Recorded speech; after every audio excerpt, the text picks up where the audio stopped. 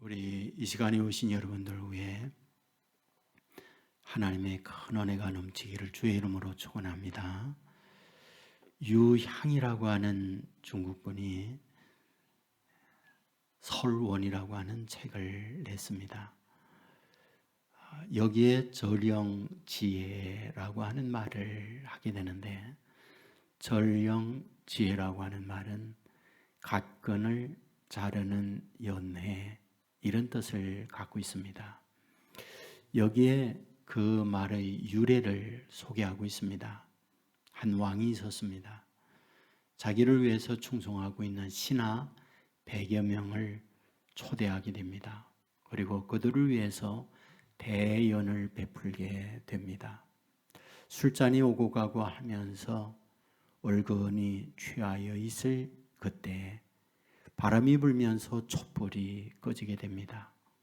그 순간 왕의 애첩이여 절세 미인이었던 여인에게 신하 한 사람이 몸을 더듬게 됩니다. 이 첩은 소리를 지릅니다. 누가 내 몸에 손을 댔다. 그자의 각근을 내가 끊었다. 폐하께서는 불을 밝혀 그가 누구인지 엄벌을 내려주시기 바랍니다 라고 외쳤던 거죠. 정적이 흘렀습니다. 그리고 왕이 입을 엽니다. 나와 함께 오늘 잔치에 즐겁게 지내고 있다, 이렇게 생각하는 사람들은 모두 각근을 끊어서 앞으로 던지시오. 결국은 이 신하가 누구인지를 모르고 넘어가게 됩니다. 시간은 흘렀습니다. 3년째가 되었을 때 전쟁이 일어났습니다. 그런데 그 전쟁에 열심히 목숨을 걸고 싸우는 한 용사가 있었습니다. 5번에 걸쳐 전쟁에 나가서 승리를 이끌어냅니다. 왕은 이 용사가 하도 갸륵해서 왕궁으로 부릅니다. 그리고 이렇게 말하죠. 과신은 덕이 없어 사람들에게 여러 가지 비난의 말을 듣고 있건만 어찌 그대는 나를 위하여 목숨 건 전쟁을 통하여 이 승리를 안겨다 주는 것이요. 그러자 용사는 이렇게 입을 엽니다. 폐하, 실은 3년 전에 제가 죽어야 할 몸이었습니다. 그 잔치 때 각근이 꺾인 자, 그가 바로 저희올시다. 하지만 폐하께서는 모든 걸 덮고 저를 살려주었습니다. 저는 그때 마음을 먹었습니다. 폐하를 위해서 내 이 한 목숨 바쳐야겠다. 바로 이 뜻에 생겨난 말이 절영지혜라고 하는 말이었다는 거죠. 여러분 인생살이에 보면 누구나 다 실수가 있고 넘어짐이 있습니다. 그런 말을 위해서 넘어지고 또 넘어지고 걸으면서 걷기를 배웁니다. 자전거를 탈 때에도 한 번에 타는 사람은 없습니다. 넘어지고 또 일어나고 그런 과정을 통해서 자전거를 배우게 됩니다. 병가지 상사라는 말을 아시죠? 전쟁에 있어서 항상 이기는 게 아니라 질 때도 있다. 진다고 해서 모든 것이 끝난 것이 아니라 또 다시 전쟁을 치르면 된다. 이런 의미에서 병가지 상사라고 하는 말을 사용하지 않습니까? 여러분 오늘 본문에 보면 바로 그런 부분에 대하여 하나님께서 어떻게 처리하고 있는가, 이것을 말씀하는 것이 본문의 내용입니다. 노아가 등장하고 있죠. 그는 홍수 심판이 끝나고 난 이후 제사를 드리고 농사를 짓게 됩니다. 농사는 포도 농사였죠. 열매를 떼서 놓아놓으면 자연 발효가 되죠. 발효가 된다는 말은 알코올이 생긴다는 말이고, 알코올이든 와인, 그것을 마시게 되면 사람을 취하게 만듭니다. 취함이란 무엇입니까? 이성, 의지를 둔하게 만듭니다. 내가 생각하는 것, 내가 의지적으로 활동하려고 하는 것을 약화시키게 됩니다. 똑바로 걷고 싶어요. 그러나 휘청거리며 걷게 됩니다. 똑바로 말하고 싶어요. 그러나 혀꼬라진 말을 하는 것. 그게 알코올이 우리 안에 들어갈 때 나타나는 현상이라고 볼 수 있죠. 자, 이제 노아는 와인을 마셨어요. 그리고는 하체를 드러내놓고 잠을 잡니다. 그때에 함이라고 하는 아들이 그것을 보고 밖에 나와서 아버지가 벌거벗고 잠잔다 이렇게 떠들어댑니다. 이에 셈과 야벳이 옷을 어깨에 메고 뒷그림질 쳐서는 아버지의 하체를 덮어주게 됩니다. 아버지는 술이 깨지요. 이 사실을 알고 나서 함은 조조하고 셈과 야벳은 축복하다. 이것이 오늘 본문의 내용입니다.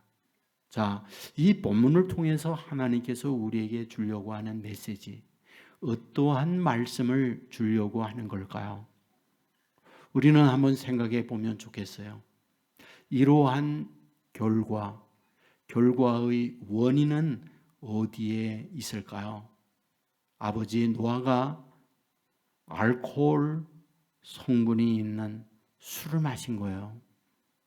그래서 그 술이 아버지로 하여금 이성과 의지를 약하게 만들고 바지를 벗게 만든 거예요. 그렇다면 문제의 원인자 누구? 아버지 노아입니다. 함은 아버지가 그와 같이 한 것에 대하여 보았고 본 것을 형제들에게 말한 것뿐이에요. 자, 그런데 어째서 오늘 본문의 전후 좌우의 배경을 보면 이런 아브라함에 대하여, 이런 노아에 대하여 하나님이 책망하고 하나님이 벌 내리려고 하는 내용은 없어요. 오히려 함에 대하여 진노하는 내용으로 되어 있습니다. 그러면 도대체 왜 성경은 이와 같이 쓰고 있는 걸까요? 여기에 분명히 담겨 있는 하나님의 메시지가 있는 거죠. 우리는 이 부분을 이해하기 위해서 노아의 인생을 살펴보는 게 좋습니다. 노아 누구인가요? 그의 아버지 라멕이에요. 라멕이 182세에 아들을 낳게 되는데 이름을 노아라고 짓습니다. 노아의 뜻이 무엇입니까? 위로라는 말이에요. 이 위로라는 말은 노아 자신에게 위로한다는 말이 되는 것이고 노아가 주변에 있는 사람들에게 위로의 사람이라는 의미를 갖고 있는 거예요. 그가 480세가 되어졌을 때 하나님이 찾아옵니다. 그리고 말하죠.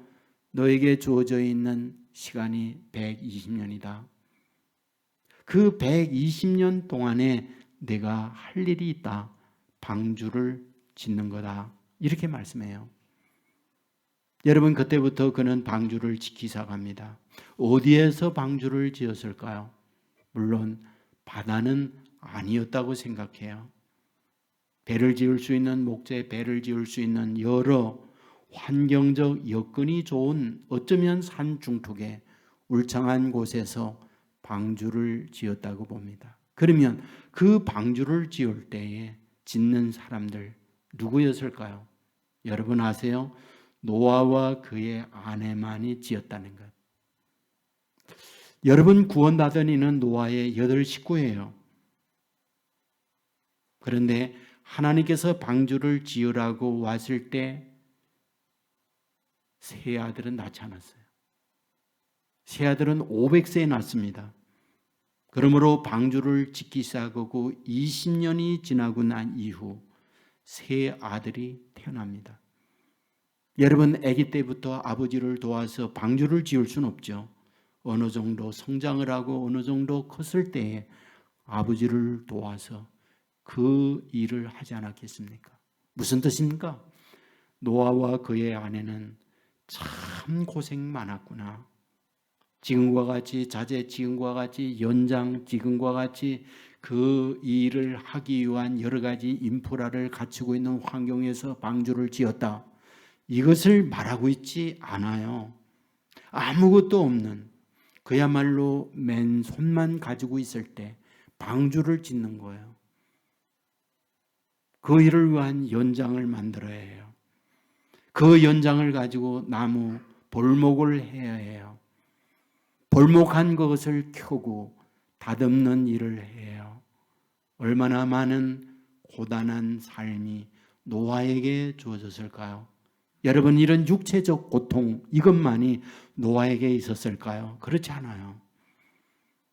여러분, 우리가 말씀을 보게 되어지면 당시 사람들이 생각하는 모든 것이 악하여졌다라고 말해요. 말하는 것, 계획하는 것, 모든 것들이 악했다. 사람의 사람다움이 없어요. 짐승입니다. 싸나운 동물이에요. 핥힙니다. 이것이 당시 사람들의 모습이었어요. 누가복음 17장 20절에 보면 노아가 방주에 들어가던 날까지 사람들은 먹고 마시고 시가고 장가 갔다가 그 때에 하나님이 홍수로 그들을 멸망한지라, 이렇게 기록합니다.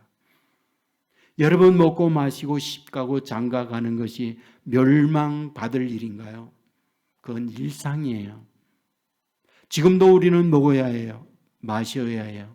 시가고 장가 가야 해요. 그 자체가 하나님의 홍수 심판을 받을 내용은 아니에요. 그렇다면 왜 성경은 먹고 마시고 시집가고 장가 가는 것에 대하여 멸망이라고 말하고 있습니까?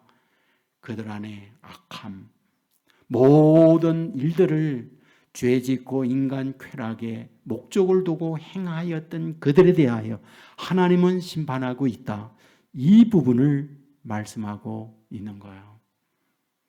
베드로후서 2장 5절에 보면 오직 의를 전파하는 노아라고 말합니다. 노아는 의를 전파하는 사람이었다. 무슨 뜻입니까? 하나님의 말씀을 증거하는 전도자의 삶을 살았다. 이걸 말해줘요. 주위에 있는 분들에게 이렇게 살면 멸망이 있습니다. 하나님께서 120년 후 하나님의 심판이 있다고 말씀해 주었습니다. 내가 방주를 짓듯 와서 함께 방주를 지읍시다 라고 하는 전도자의 역할을 했다는 말이죠. 그런데 문제는 무엇입니까? 저 미친 것이라고 하면서 비아냥과 조롱을 노아에게 퍼붓고 있었다, 그런 말이에요. 여러분, 우리가 충분히 추론할 수 있는 부분이 있지요. 무엇일까요? 새 며느리가 있다는 것은 새 사돈댁이 있다, 그 말이에요. 며느리의 친정들이 다 있어요. 성경에 그들은 방주에 들어오지 못했어요. 다시 말씀드리면 자기 아내의 친정, 장인, 장모의 처남, 처제의 가족도 오질 못했어요. 며느리, 새 며느리의 가정에 그 누구도 오지 못했어요. 그렇다면 무엇일까요? 가장 가까운 주위에 있는 사람들까지라도 노아에 대하여 저 미친 것이라는 조롱과 멸시를 퍼부었다. 그러므로 노아의 외침, 노아의 행위에 대하여 누구도 동의, 누구도 지지하고 따라주는 사람이 아무도 없었다, 그 말이죠. 여러분, 사람이 산다고 하는 것 혼자 살 수가 없어요. 여러분, 미국이 코로나 전염이 세계에 가장 앞서가는 엄청난 전염자 그리고 사망자가 수가 늘어나고 있죠. 얼마 전 제가 그곳에 있는 분과 전화를 하면서 이런 얘기예요. 여기에는 코로나 전염으로 죽는 사람도 많지만 그보다 자살자가 굉장히 많습니다. 왜 자살자가 많느냐 물었더니 지금 모든 가택에서 출입을 중단시키고 있잖아요. 거기에서 우울증, 거기에서 고통을 겪다가 집에서 뛰어내리고 자살하는 사람들이 그렇게 많다, 그런 얘기를 하는 거예요.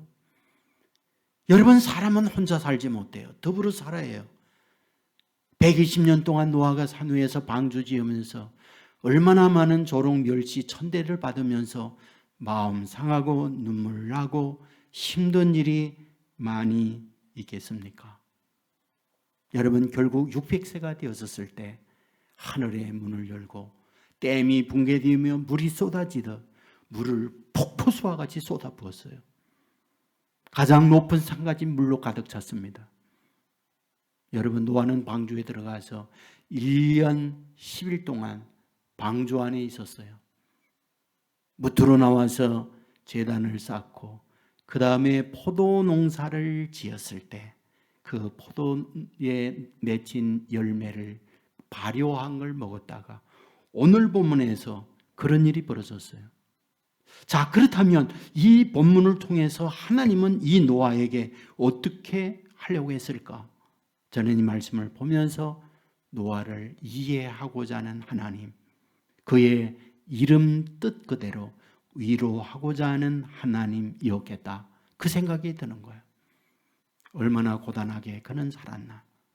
여기까지 오면서 120년 동안 방주를 지으면서 얼마나 많은 어려움을 겪었나.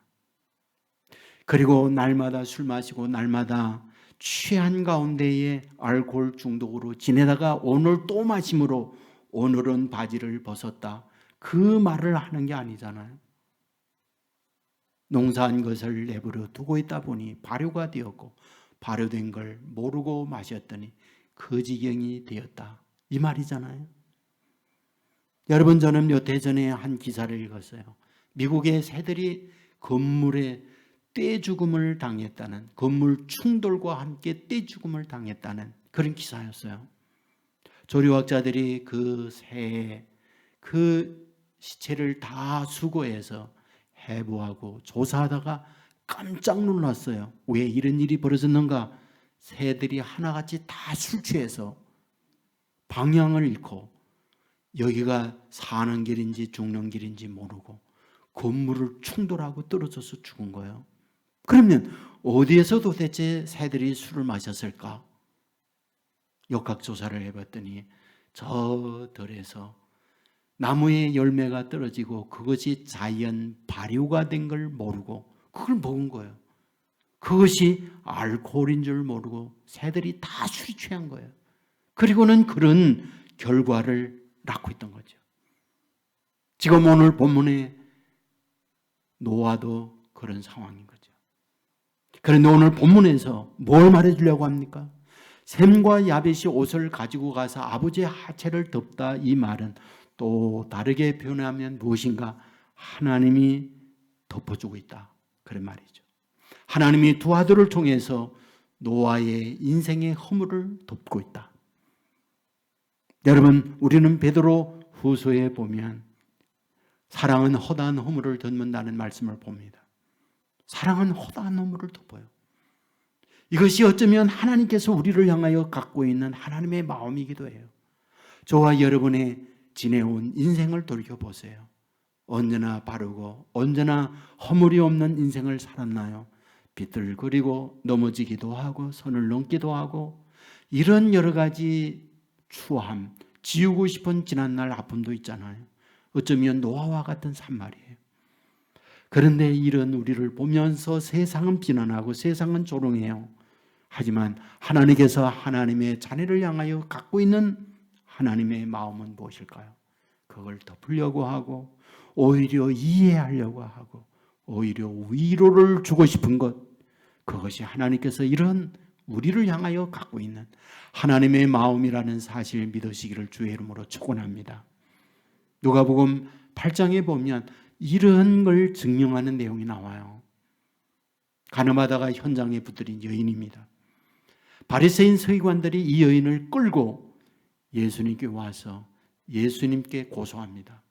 모세의 율법에는 이런 자 돌로 치라 하였거니와 당신은 어떻게 하겠습니까? 예수님은 땅에 무엇인가를 써요. 그리고 일어나서 그들을 향하여 말합니다. 너희 중에 죄 없는 자가 먼저 돌로 치라. 그들은 하나 둘씩 돌을 놓고 현장을 떠나가요. 여인과 예수님만 남습니다. 예수님이 묻습니다. 너를 정죄하던 자가 어디 있느냐? 다 가고 없나이다. 그래 나도 너를 정죄하지 아니하노니 다시는 죄를 짓지 말라. 이렇게 말씀을 해요. 자, 이 말씀을 보면서 어떤 생각이 듭니까? 이 여인은 당시의 그의 행위, 부도덕성을 가지고 돌에 맞아야 투석경으로 죽어야 마땅한 그런 여인입니다. 여러분, 매춘하는 여인이기 때문에 그래요. 그런데 어째서 이런 매춘하는 여인을 예수님은 품어주고 있는 걸까요? 이유가 뭡니까? 예수님이 보는 것은 그런 행위도 보지만은 그 행위 과정 속에 그의 인생의 전체를 보는 거죠. 그가 훌륭한 부모 밑에 훌륭한 양육과 경제적 안정을 갖고 살아갔다면 결코 이 여인은 그런 길로 빠지지 않은 거죠. 이렇다 할 부모의 도움이나 유산을 받지 못한 여인이에요. 배우지 못했어요. 어쩌면 이 여인에게 있어서 자기의 생존을 위해서 그럴 수밖에 없는 그 길을 간 거죠. 그에게 한이 있고 사연이 있고 눈물이 있어요. 주님은 그걸 보고 있는 거죠. 내가 여기까지 오면서 너의 인생에 얼마나 고단함, 눈물남과 괴로움이 있겠냐, 이것을 품어주고 있는 주님의 모습을 여기서 보는 거죠. 주님은 인생을 통으로 보아요. 단면이 아니었어요. 동일한 증명을 하고 있는 것이 누가복음 19장이죠. 삭개오입니다. 예수님께서 어느 날 삭개오가 살고 있는 여리고에 갑니다. 많은 분들이 예수의 소문을 듣고 알고 있었기 때문에 예수님을 만나기 위하여 거리로 나왔습니다. 삭개오도 예수님을 보고 싶었어요. 삭개오가 누굽니까? 세리장이에요. 세리장이란 어떤 존재입니까? 가난한 자, 힘없는 자, 그 돈골에 빨대를 빨고 피를 빠는 흡혈귀와 같은 존재예요. 그러므로 공동체에서 있어서는 안 될 파렴치범이요, 정말 공동체의 아픔을 가져다 주는 인간의 길을 포기한 그런 존재입니다. 그러므로 모든 이가 그 삭개오에 대하여 비난과 야유를 퍼부어요. 그런데 예수님을 보기 위하여 갔던 삭개오, 어떤가요? 너무 많아 예수님을 볼 수가 없어요. 예수님의 동선을 파악하고 이 길로 가겠구나. 그리고 돌 무화과나무 꼭대기에 올라가서 아래를 내려다보고 있었죠. 예수님은 그 길을 가다가 그 아래 서서 위를 쳐다보며 말했죠. 삭개오야, 내려오라. 내가 오늘 너의 집에 유하여야겠다. 이 말을 들었던 주위에 있는 사람들이 길길이 날뜹니다. 아니, 저 더럽고 추한 죄인의 집에 들어가서 유한다니 말이나 되느냐. 그때 예수님께서 그들을 향하여 이렇게 말하죠. 저의 집에도 구원이 이르렀다. 그에게도 아브라함의 후손이라 칭함을 받은 자다. 그 얘기를 해요. 여러분, 이게 웬 말입니까? 구원이 그에게 있다니, 이게 웬 말입니까? 아브라함의 후손이라니, 지옥의 아랫목에 가야 할 그 인간이 어찌 구원이 있단 말입니까? 우리는 여기에서 예수님께서 삭개오를 보고 있는 눈이죠. 현재 드러나고 있는 그 파렴치한 그것, 마땅히 죄에 있는 사람들이 그의 공격과 비난과 조롱을 퍼붓는 대상이에요. 그런데 주님은 그것만 보지 않아요. 그가 여기까지 오기까지 그의 한많은 인생과 숨겨져 있는 남이 모르는 눈물과 사연을 주님은 보고 있는 거예요. 그 전체 인간의 모든 걸 보면서 얘기하는 거죠. 너도 아브라함의 후손이다. 너 집에 구원이 이르렀다. 여러분, 오늘 하나님은 노아를 보면서 그걸 얘기하려는 거죠. 오늘 넘어졌어요. 벌거벗은 추함이 드러났어요. 비난을 받는 상황이에요. 그런데 하나님은 이런 노아의 허물을 덮어요. 이런 그대로 위로인 그대로 격려를 주고 싶은 것, 그의 삶을 이해하고 그의 삶을 인정해 주고 있는 것, 그게 오늘 본문의 노아를 향한 하나님의 마음이었다는 것. 이것이 어쩌면 저와 여러분에게도 동일한 이런 마음으로 찾아오는 아버지의 하나님이라는 사실, 믿으시기를 주의 이름으로 축원합니다. 우리 인순이라는 가수 아시죠? 혼혈인입니다. 아버지는 아프리카계 미국인이에요. 우리나라 6.25 직후에 아버지가 주한 미군으로 한국에 주둔하여 저 포천에 있을 때 어머님은 마산 사람인데 기지촌에 와서 미군을 대상해서 자기의 몸을 팔면서 지내는 하청민의 어머니예요. 자기를 덜컥 어머니가 낳았어요. 1957년입니다. 그 아버지는 얼마 후 미국으로 가버렸어요. 덩그러게 엄마와 자기만이 남았어요. 여러분, 다문화 가정의 아이들 지금도 여러 가지 힘들잖아요. 여러분, 오래전 6.25 직후에 다문화 가정의 아이들은 그야말로 짓밟히는 바닥의 아이들 인생을 살았어요. 저는 지금도 우리 동네에 미군 부대가 있었고 그런 아이들이 꽤 있었어요. 하얀 아이, 까만 아이. 참 많이 욕을 했어요. 그리고 그 어머님을 입에 담지 못할 욕을 하면서 비난했어요. 인순이네 가정이 그렇게 큰 거죠. 중학교밖에 졸업 못했어요. 돈이 없어 고등학교 진학을 못했어요. 눈물과 아픔 가운데에 어린 시절을 보낸 것이 인순이었다고 그는 고백하고 있어요. 그 위에 꿈이라는 노래가 있죠. 그것은 가사를 볼 때 자기의 간정적 고백과 같아요. 난 꿈이 있었죠. 버려지고 찢겨 남노하여도 내 가슴 깊숙이 보물과 같이 간직했던 꿈.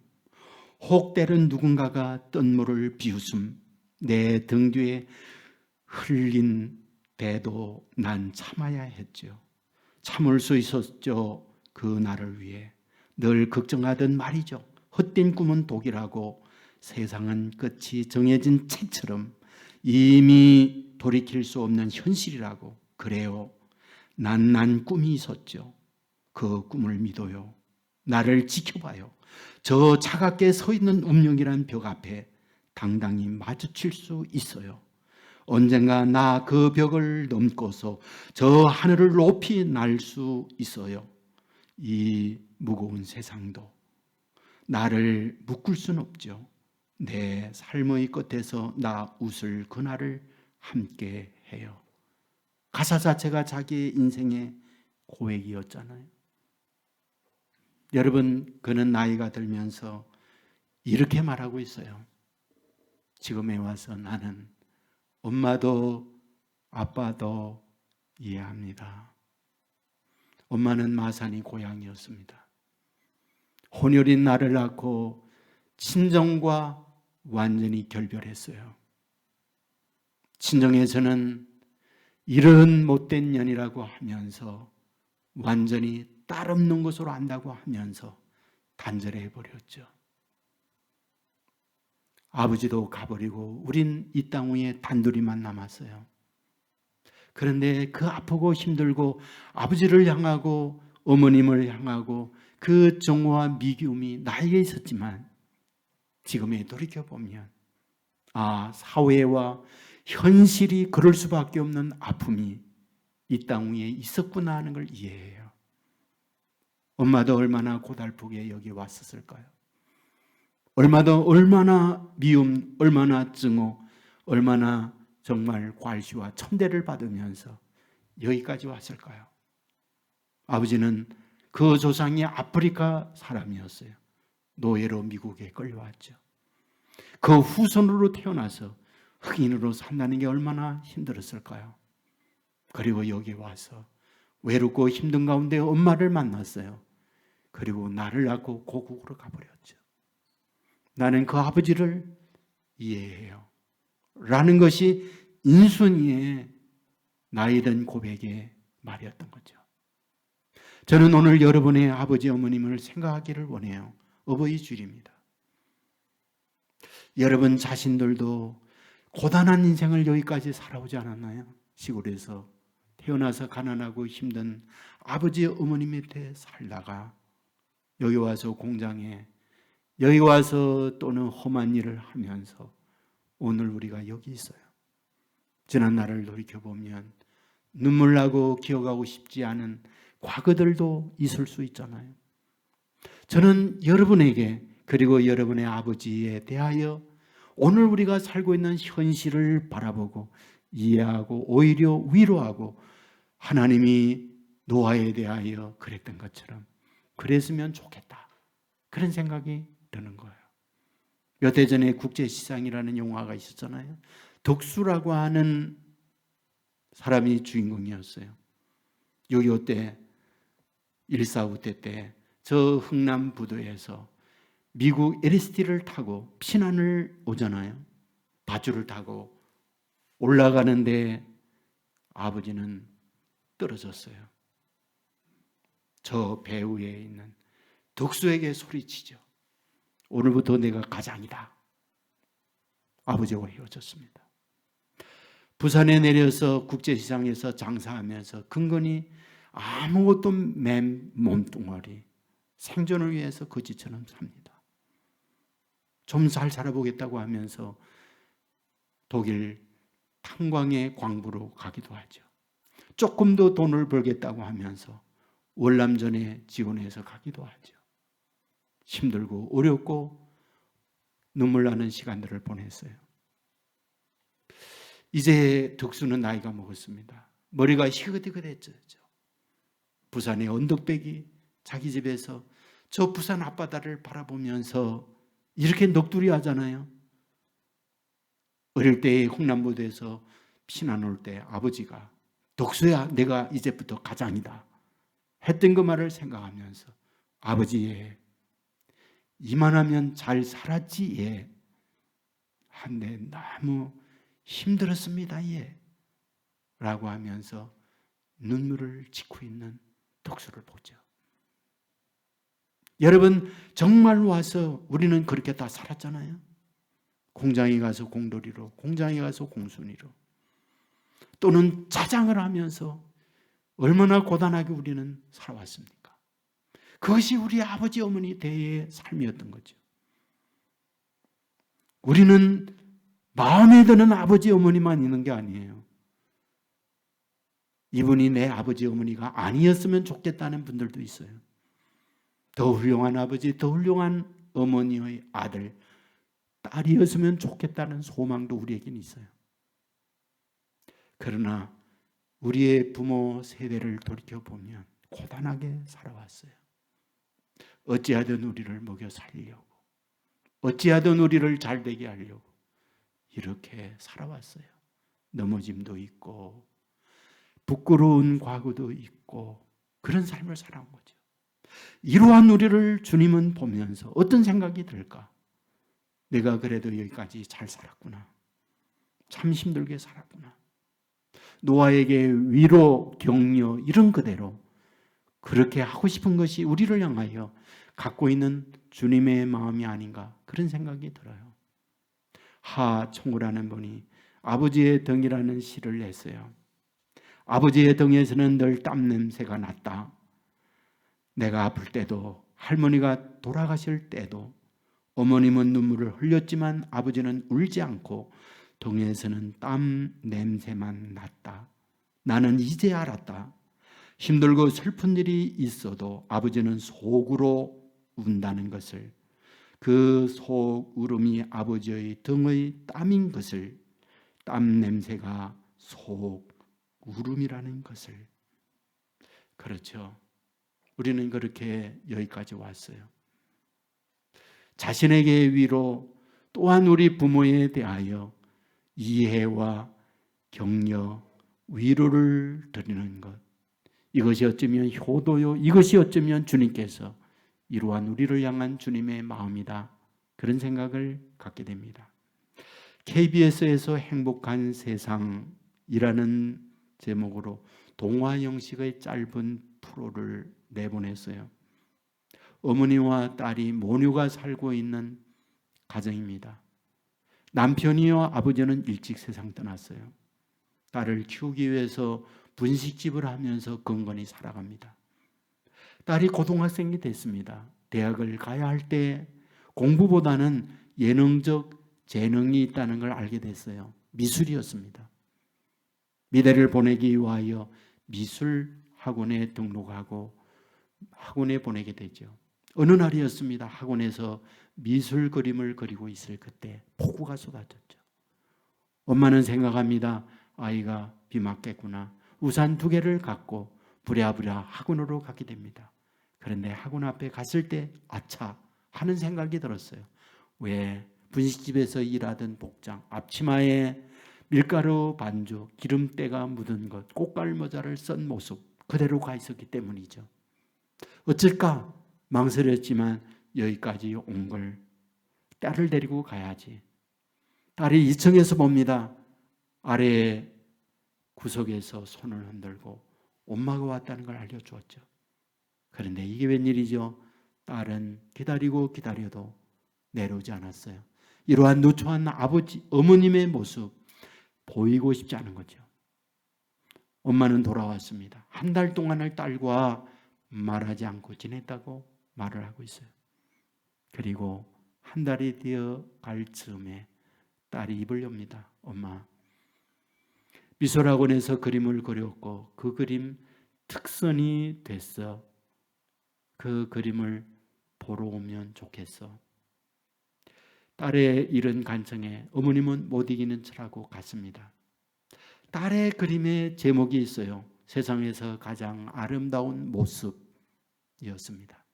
1달 여전에 엄마가 비 오는 날 우산 2개를 들고 앞치마에 밀가루 반죽 기름때가 더덕더덕 묻어있는, 그리고 꽃갈 모자를 쓴 모습, 어머님을 그랬던 거죠. 딸은 그때 이후에 많이 아파했어요.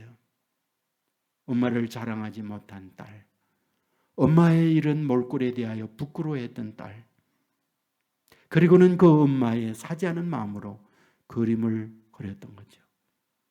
여기서 우리가 보여주는 게 뭡니까? 엄마를 이해하는 거예요. 엄마를 알아주는 거죠. 나를 위해서 이 고생을 했구나.